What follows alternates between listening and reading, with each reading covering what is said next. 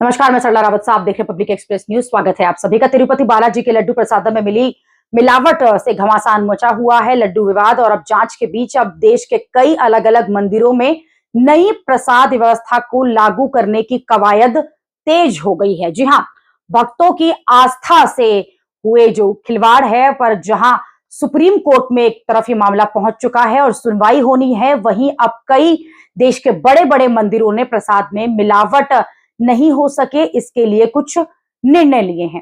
काशी विद्वत परिषद और अखिल भारतीय संत समिति सहित काशी के कई धार्मिक संगठनों ने तय किया है कि प्रसादम के रूप में रामदाना, बताशा और ड्राई फ्रूट का इस्तेमाल किया जाए, ताकि जो मिलावट की संभावना है वो कम हो सके, और जल्द ही इसे लागू करवाया जाएगा। इससे पहले भी मंदिरों के प्रसाद की शुद्धता को लेकर यह कहा गया था कि इसकी जांच होनी चाहिए और ये सुनिश्चित होना चाहिए कि किसी तरह की मिलावट न हो। देश के बड़े बड़े मंदिरों के लिए कई सुझाव भी भेजे गए थे।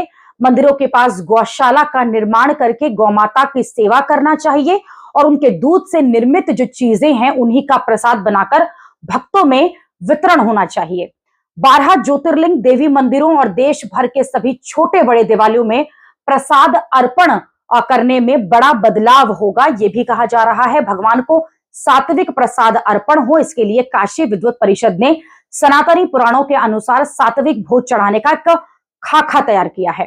काशी के दूसरे मंदिरों में प्रसाद के रूप में रामदाना का इस्तेमाल होता हुआ नजर भी आ रहा है। मंदिर और उनके संस्थाएं चिंतित हैं क्योंकि उनके साथ जिस तरह का खिलवाड़ हो रहा है, क्योंकि भक्तों की श्रद्धा और साथ ही साथ संतों का जो पूरा आचरण होता है ये उस पर भी असर डालता है, और भक्त साथ साथ संत समाज इसको कतई एक्सेप्ट नहीं करेगा, ये कहा जा रहा है। इसलिए कई कठोर निर्णय भी इसको लेकर लेने पड़ेंगे प्रसाद को लेकर।